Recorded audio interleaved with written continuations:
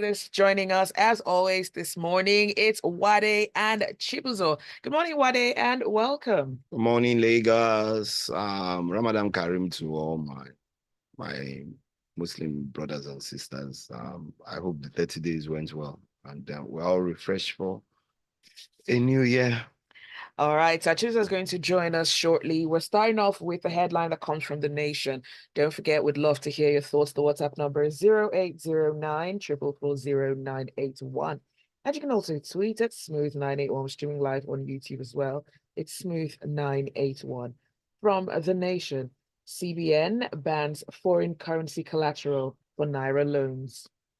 Yeah, this circular came out early yesterday, and what the CBN is saying is that according to the new regulations, bank can no longer accept deposit denominated in foreign currencies, USD, Euro, GBP, as security for loans issued in Nigeria. Although there were some exceptions, the ban also extends to most foreign currency-based financial instruments, excluding those specifically permitted by the CBN. He outlined two specific exceptions to these new regulations, which are the Nigerian government issued Eurobond, which can still be used as collateral for loans, and guarantees provided by reputable foreign banks, including your standard letters of credit, will also remain. The banks have given, this CBN has given the banks 90 days to ensure that this is done and effected, and failing which they would probably be exposed to a risk-weighted 150% of the current capital adequacy ratio computation, in addition to other sanctions the Apex Bank had said. I really don't understand. If I have foreign currency in my DOM account and I decide to take a Naira loan, I can use it as collateral. So what do you want me to use as collateral? Are you saying that foreign currency is not what where it is, or the amount that it is to be used as collateral? I still don't understand why they're doing this. A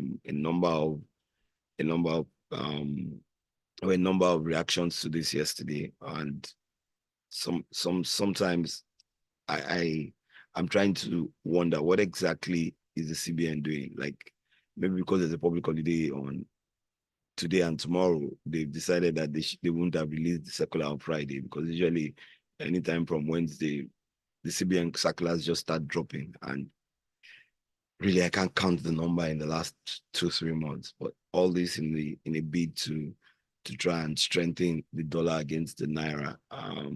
For how long are we going to continue? How long are we going to continue with this? We've seen exchange rate fall. We've seen the BDCs also complain that the rate at which they're buying exchange rate is too expensive. The CBN sold to the BDCs yesterday at 1,101 Naira to $1. So it just really, I'm trying to figure out in my head what exactly they're trying to achieve. Every circular comes out, and then a new one comes out, and then everybody's just struggling to first and foremost catch a grip of what the last circular is saying, and then a new one is out already. How do we deal with this? If you say that I can't borrow against money that I have for me to use the Naira, are you saying? I think one of the things that they're trying to do is to push those who have domiciliary monies in their domiciliary accounts to sell and convert it to Naira and spend the Naira rather than taking a loan against it. But if I want to hedge against the situation I find myself, these are some of these best ways to do that. If I do businesses and I earn foreign currency and I have that in my domiciliary account, then I should be able to take a Naira loan, even if it's just for a short time. Now you can't do it anymore, and I don't know where we're heading with that. All right, thank you for that, Uade. Let's go on to the next headline. Good morning, Chibuzor. Welcome. Good morning, Zibby. Good morning, Lagos. Good morning, Uade. Good morning, Chibuzor. All right, this one is coming from Daily Trust. Better Edu, 30 billion naira recovered, 50 bank accounts on the probe. And this is according to the EFCC. Okay. Well. Yesterday. The further thing was yesterday at work. I was asking someone about this. The Better Edu case, where it was at because we hadn't heard anything about it. So we have the EFCC giving us an update of where they are on the Better Edu case. According to the EFCC, the EFCC chairman, they've done some. That's Ola Olukayode. They've done some great work. He's spent a lot of time extolling the virtues of his men, the efforts, the ideas, and what they've had to go through to be able to go through these investigations, and how they've been able to recover about 30 billion, which is now, according to him, in the federal government coffers. He's also claimed that they've also stated, sorry, that they are investigating about 50 bank accounts which they've traced money into, and he's used some very interesting language around it, to basically describe the extent of the work that has been done by his men and the organization in itself. So yes, for Better Edu's case, it's quite interesting. 30 billion recovered according to the FCC from 50 bank accounts, which they are still investigating. The program itself is suspended at the moment, and well, for me, it's a I have the it's there's always this case is not has not been it's just not about Better Edu, but even our predecessors who have run the same program. One of the things that we've always flagged around is that when you have programs that are heavy on cash, fewer on controls, that you have the possibility of this kind of scenarios happening from time to time. The other leg of it is seeing, what happens to Better herself in terms of does this um does this lead to any conviction? Does it lead to judicial proceedings?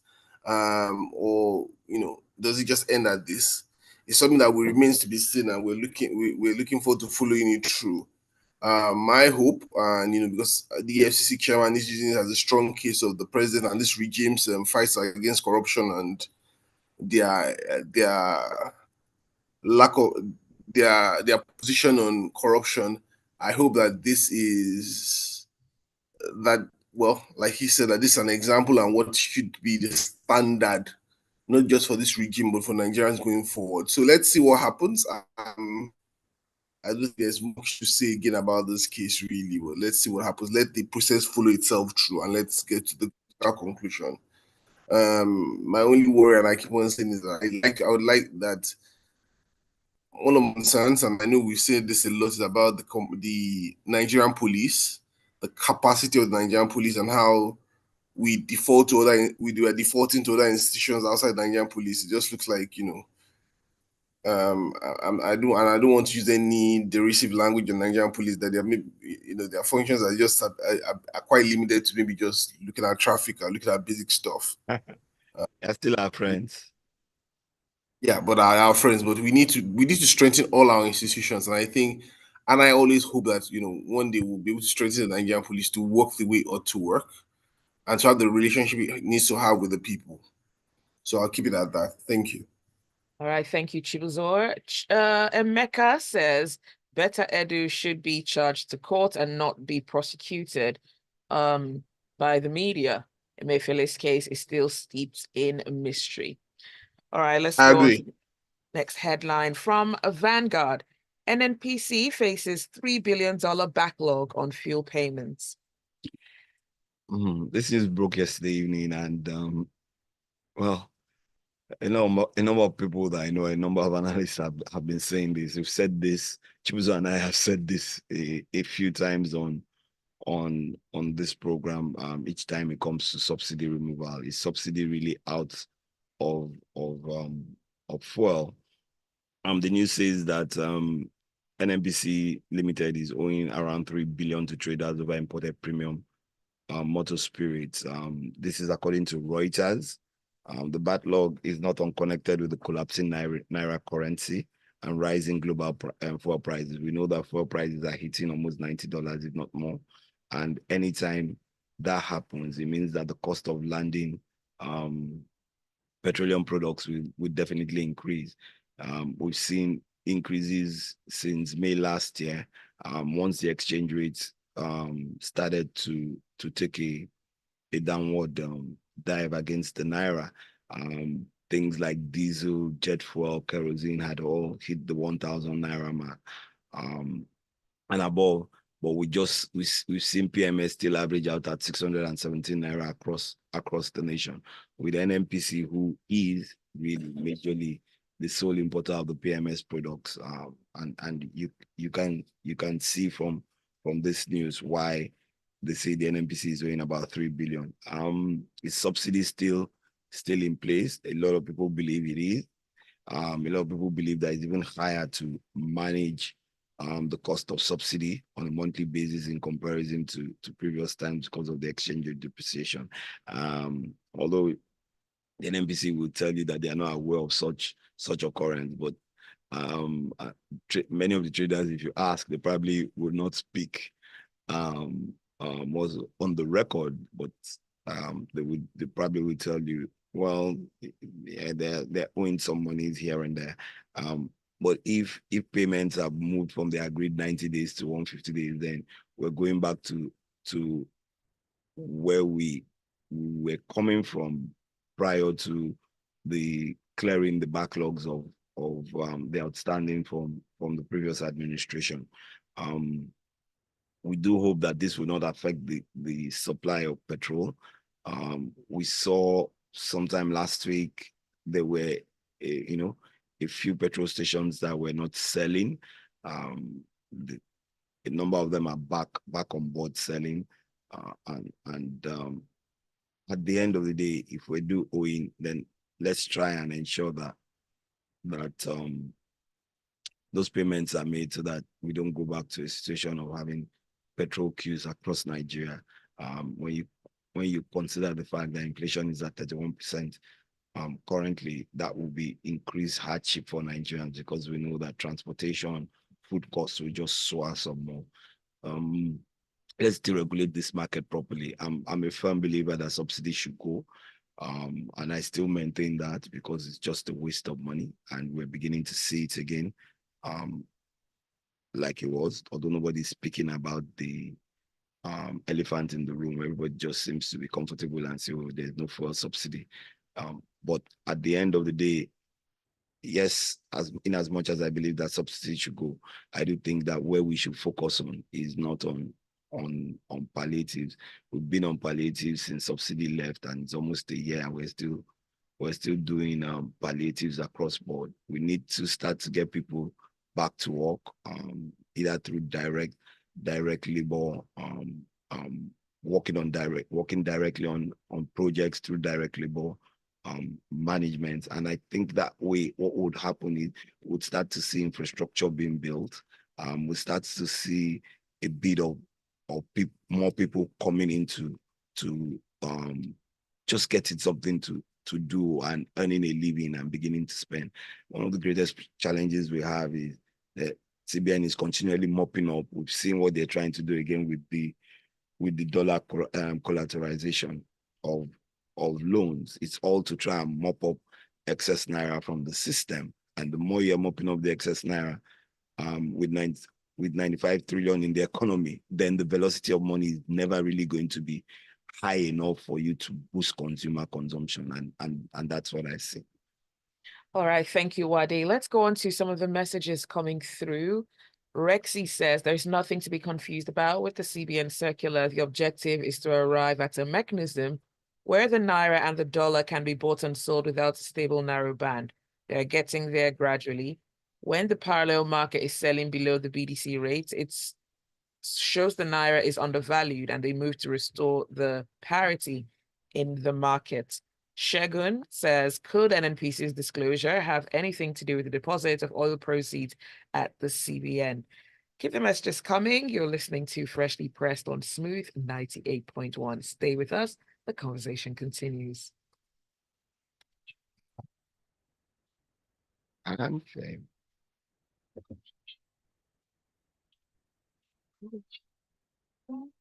Chibuzor, how now? I did, Joe.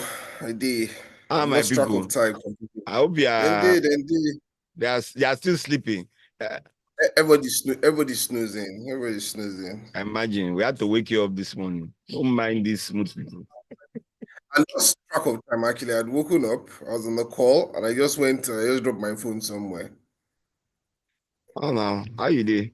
How's the holiday? 2 holidays in space of 1 week. Aren't you enjoying it? I needed it. I had to travel last week, so this one is I'm just recouping from my trip to Asaba from last week. That was a bit hectic for me. All righty. I'm back in.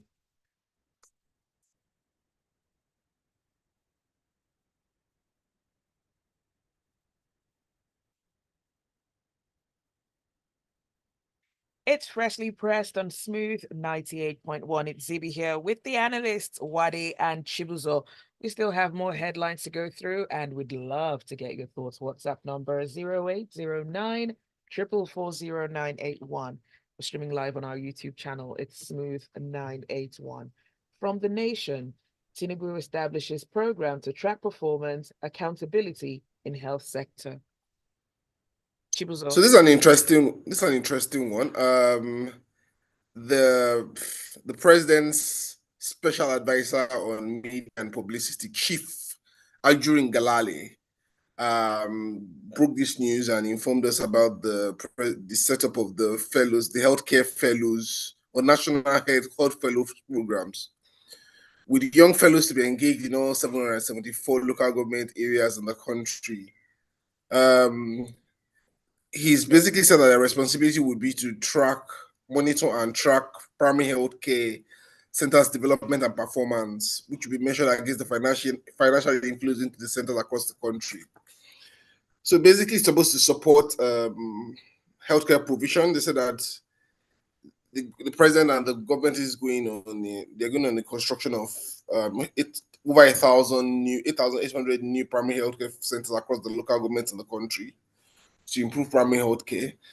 And they're going to task these fellows with ensuring that these investments that they are putting on the ground tracks to their service delivery, tracks to the levels of service delivery. What I would say is that theoretically, well, I like for me, it's one of the things I always like when I look at any service industry is how do you track the value that industry, that investment is creating? So I always believe that there should be some form of mechanism that is built in to track it. Typically, that mechanism is a lot of that feedback should come from the voice of the users. And in this instance, the users would be those who patronize the healthcare centers. What kind of services are they getting? What quality of the service are they getting? What's the turnaround time? There are metrics to be able to be different. There are metrics that can be defined within these areas to be able to determine how effective these centers are working. And obviously, you can track the budgets, track what is being spent, track utilization, get reports.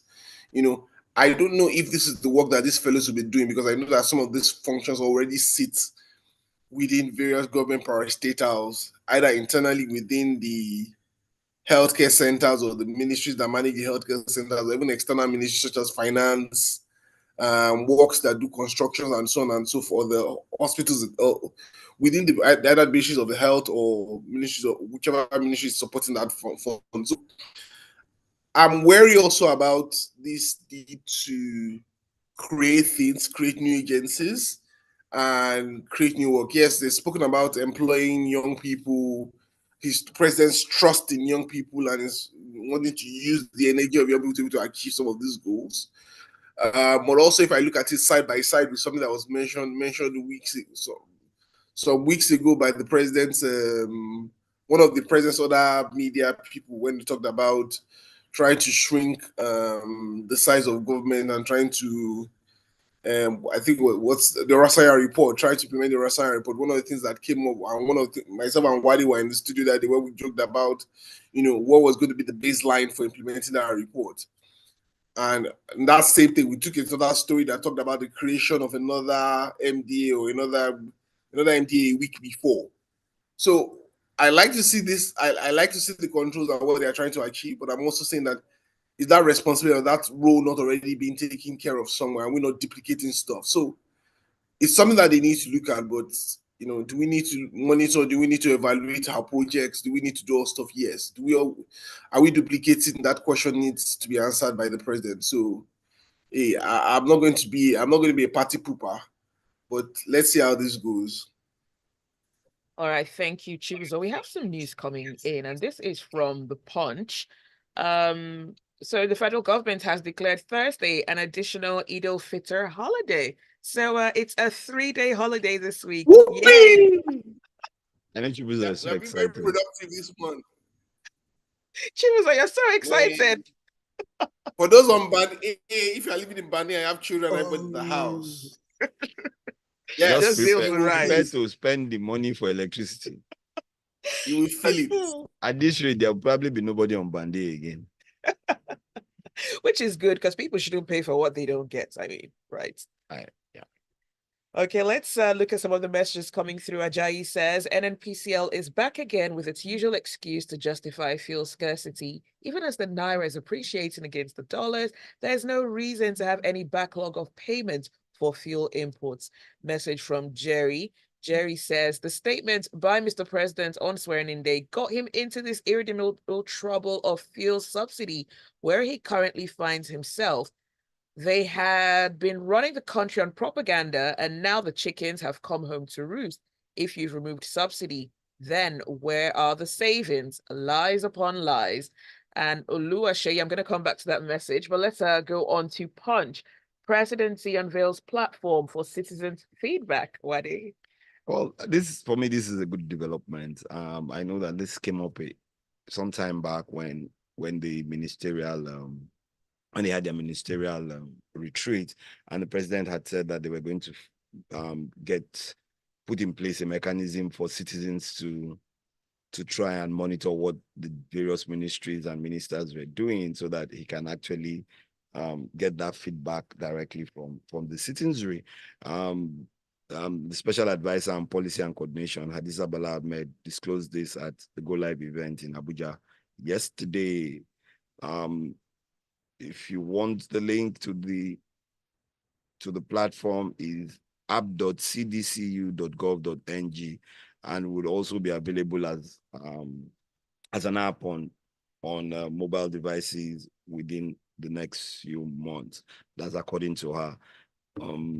Some of the key performance indicators there are 8 key performance indicators, and the priority areas are to reform the economy to deliver sustained inclusive growth, strengthen national security for peace and prosperity, boost agriculture to achieve food security, and unlock energy and natural resources for sustainable development. Others include focus on education, health, and social investment as pillars of development. I know Chibuzor just spoke about the unveiling of the healthcare monitoring system, accelerate diversification through industrialization, digitization, creative arts, manufacturing, and innovation, and improve governance for effective service delivery. So, well, let's see how it goes. Let's see if the links will work.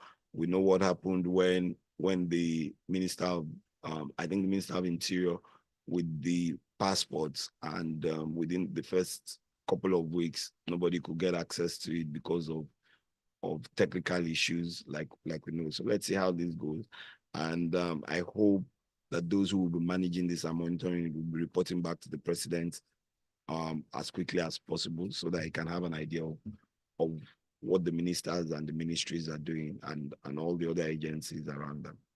All right, thank you, Wade. From I, Daily I would like to Okay. chip in, Zibby. I do hope the purposes for putting these feedback mechanisms are sincere. Data can be used in whatever form it is. If you get the right data, you use the right data, you can improve. If it's just a I purposely tool did not. for, if it's I just a purposely tool did for not want to boosting go PR, there. it's just I a tool for purposely did not boosting want to PR go and not there. problematic. Let's even have it work. I'm just hoping. All right. From Daily Trust, US extends duration of work permits for Nigerians and other non-citizens. Okay, there's not much here. There's been an extension of work permits for Nigerian and other non-work citizens through the temporary and final rule. And this has been announced by the US Citizenship and Immigration Services. Automatic extension for employment authorization documents from 180 days to 540 days. The move is helping to streamline the access to work permits for eligible non-citizens and reduce disruptions in employment authorization, while you're obviously trying to request or are awaiting your renewal application decisions by your employers and by the United and the various agencies.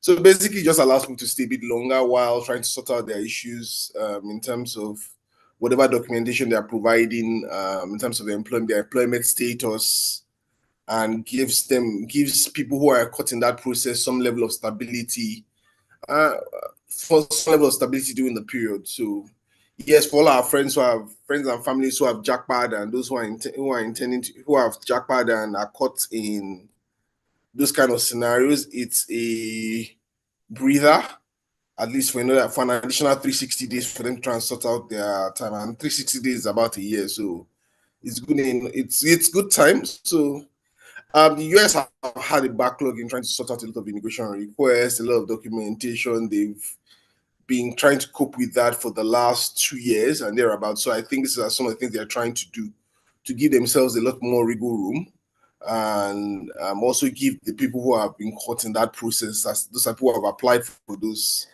facilities, some space and some space to be able to get around with their business and not have their lives turned over and or upside down overnight. So it's good thing for like I said, for our friends, cousins, and neighbors that have jackpot and left us in Nigeria. Yeah, it's good for them.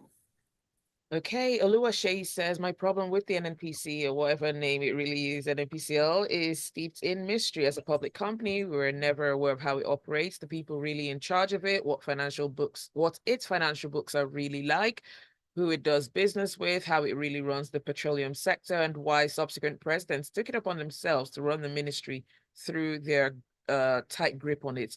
Nothing would give me greater pleasure than the unbundling of the NNPC. Today, it's accused of not remitting payments to the CBN. Tomorrow, it will come out to tell us Nigerians own it a certain amount. All right. I think those are all the messages that we have. And that is all the time that we have for Freshly Pressed this morning. Thanks for listening. Thanks for your messages. And I'm sure you're going to enjoy that extra day that you have been granted by the government. Why are you shaking your head? I need it. Chibuzor, we heard your scream of joy when you heard that. So Chibuzor, so you have an extra day to rest. I hope they don't send you work at home during the holiday. Oh, unfortunately, we just have to be humans, have to be humans, and we just have to be diligent. The work is not going to go away; it's going to bust pile up. So it just gives you more wiggle room. But hey, so we all love it. Are we thinking this might be like a full week? Because I'm wondering, will people really want to go back to work on Friday? Well, knowing a lot of Nigerians, you work from home. A lot of people will probably not resume on Friday. We'll work from home. We'll work from home. All right. Thank you, Uade, and thank you, Chibuzor, for being with us this morning. Thanks for having me in the studio. And Chibuzor, have a great long holiday. All right, that is it for Freshly Pressed. Do stay with us. There is a lot more to come on the Smooth Breakfast. Thanks, Chibuzor.